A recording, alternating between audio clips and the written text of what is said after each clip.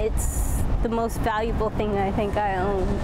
A Texas family desperate to get a family heirloom back in their hands. They lost a quilt at Orlando International Airport last week, and that quilt holds special meaning, obviously, for them. Nearly 240,000 people have shared their story on Facebook already in hopes of helping this family. We have Keith Landry live in the studio tonight. And Keith, you spoke with this family. There is a very touching story behind that quilt. It really is, Sonny and Bob. This is a picture of the quilt from the Facebook post that went viral online. It's right there. It's been shared almost 240,000 times. So why are so many people trying to find what looks like a simple quilt? Because this quilt right here has tremendous sentimental value to the Texas couple. You cannot put a price tag on what these squares stitched together right here mean to that family.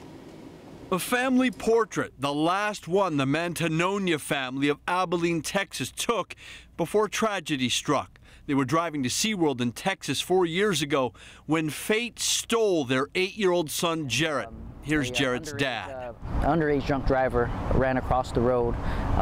We ran into each other, so to say, and my son died instantly. A stunning loss for the couple. It was just too hard to look at Jarrett's belongings, so they threw many of them away.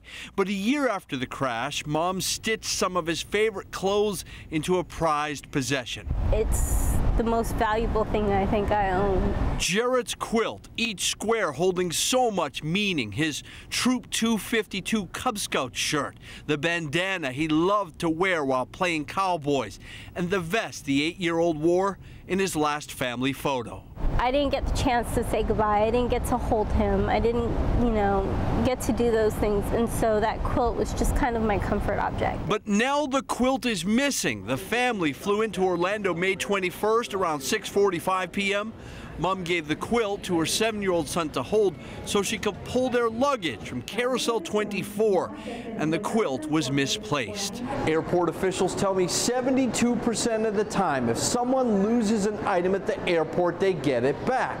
But this quilt just hasn't shown up, even though they've emailed all the employees and sent a note to the airlines asking them to look for it. So Michelle turned to social media. She posted her story and a photo of the quilt on Facebook, and it went viral. Friends and strangers giving their all to help. Orlando police calling the family to say, "We're looking too." Jarrett's dad's impressed. The willingness for people to just simply share. It's so easy to hit the button to share, and then one person does it to another. So it's kind of like, the idea of paying it forward. The Mantegnonia family went to SeaWorld in Orlando today. They saw the dolphins Jarrett always wanted to, but never did.